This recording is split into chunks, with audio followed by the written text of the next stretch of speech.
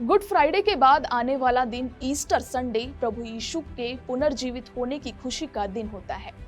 Good Friday और Easter Sunday दोनों एक दूसरे के पूरक है। गुड फ्राइडे में ईसा मसीह का बलिदान और मृत्यु होती है, जबकि ईस्टर संडे में उनका पुनर्जीवन होता है, जो जीवन और मृत्यु के चक्र को पार कर पुनः जीवन की विजय का प्रतीक है। गुड फ्राइडे केवल एक धार्मिक पर्व नहीं है, बल्कि यह एक जीवन जीने की भी कला सिखाता है। ये दिन हमें याद दिलाता है कि जीवन में कभी भी किसी के प्रति घृणा और क्रोध नहीं रखना चाहिए, बल्कि प्रेम, दयालुता और क्षमा को अपने जीवन का हिस्सा बनाना चाहिए। गुड फ्राइडे के दिन प्रभु यीशु की शिक्षाओं को ध्यान में रखते हुए हम अपने जीवन को बेहतर बनाने का संकल्प लेते हैं।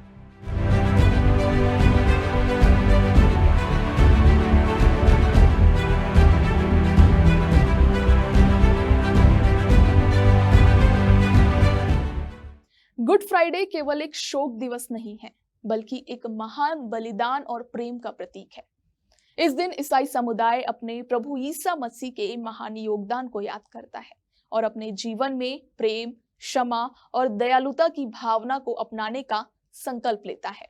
चाहे हम चर्च में प्रार्थना करें या घर पर, यह दिन हमें अपने जीवन की दिशा को सही मार्ग पर लाने का और आत्मा की शुद्धि और दुनिया में प्रेम फैलाने की प्रेरणा भी देता है।